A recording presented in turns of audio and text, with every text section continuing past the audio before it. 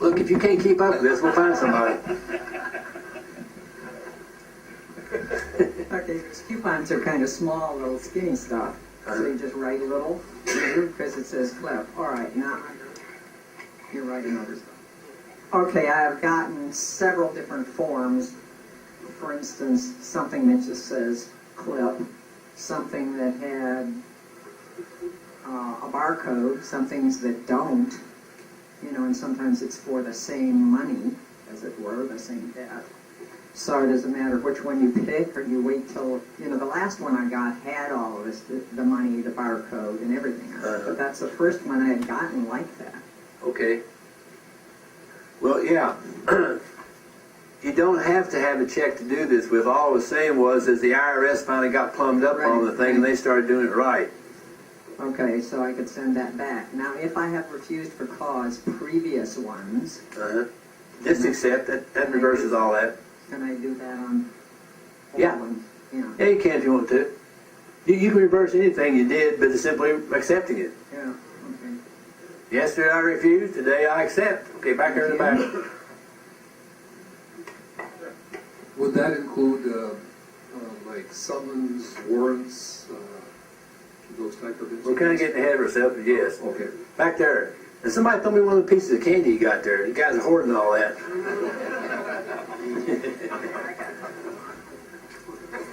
Wait a minute. Oh, go ahead. All right. More. All right. Go ahead. You gave us a chance to throw things at you. All right, back there. Oh, okay, go ahead. Now, do you need to have set up this account prior to doing this acceptance for value? SS5 form. SS5 is already there. The account's already there. So you don't need to do the thing with the birth certificate to the Department of the Treasury? Well, we're going to talk about that too. But to do an acceptance, no, you don't have to do all that. The account's there, folks. You don't have to start a new account. So adding on to what he shared, then we don't need to do our declaratory judgment. We don't have all this prep work to do prior to doing acceptance for value. Anybody on the street down here can do this. Anybody on the street, go find them. Anybody can do this. And they'll accept it. You already accepted. You did the acceptance. It's your signature that creates the faith and confidence in this thing. Don't worry about what they're doing. You're the ones accepting it. But I'm telling them, and we're telling them, we're exempt from levy. Yeah, I am. You are. The man is exempt. Always. Always exempt. Okay. In commerce, the man is always exempt. Thank you. Mm-hmm. Over One over here. Okay.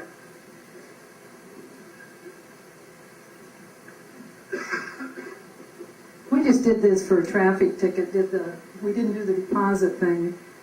And we didn't get it back from the city because he had one from the city too. Haven't heard anything back from them, but we did this type of thing. And what we got back from, no, I guess it was a city attorney. The city attorney sent the ticket back, and said they would have to study our exemption. So I thought that was interesting. And we sent the letter back and told him we didn't know who he was, that we didn't give permission, for a third party to get involved in this. But the other thing was, I did this with Bank America with the coupon. What kind of We were coupon? so ignorant with this. What kind of coupon was it? It was the payment coupon. Oh, for some kind of mortgage Bank thing? mortgage. Okay. They sent us a check. We didn't know what to do with the check. What'd you do with it? We held the check. Well, endorse it and send it back to them. I know it's passed now, but they sent us a check. That's the first time I ever heard that They happen. sent us a check. I have a copy of it. Glory, hallelujah. Wait a minute, they got some going to pass around back there. I think there's some more wanted to. There to your left. So not to beat a dead horse, but we can do this when a collector steps in and sends us something on a credit card. Yeah. And then they send it again next month, and you just keep doing this the rest of your life, or what? Okay,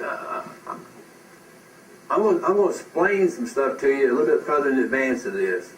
This is the prelude to the bond we're going to start using. But what I'm showing to you right here is the acceptance. See, you're making a full deal here. You're making a full deal. And that is, you're accepting it, which gives faith and credit to the instrument itself. It creates a currency. You're coming in here and turning it out of a soft offer into a firm offer by your signature, by your blue ink signature. And then you're making the document itself is exempt. And then you're going to deposit the thing into your bank of choice. You can deposit into another bank if they would accept it, but most of the commercial banks won't because they don't know how to deal with it. But deposit it in the U.S. Treasury, and then you're telling them to charge it to this account over here. Now, it might not necessarily be that. When we get a little bit further into this discussion, you might say something like, charge it to ABC Corporation.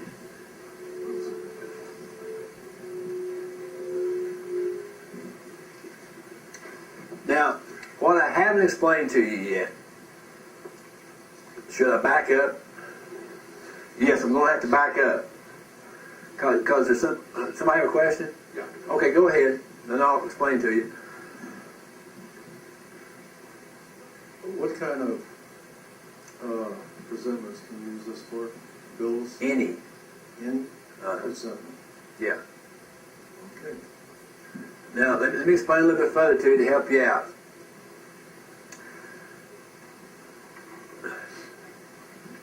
A bill is void of charges. A bill has no charge associated with it.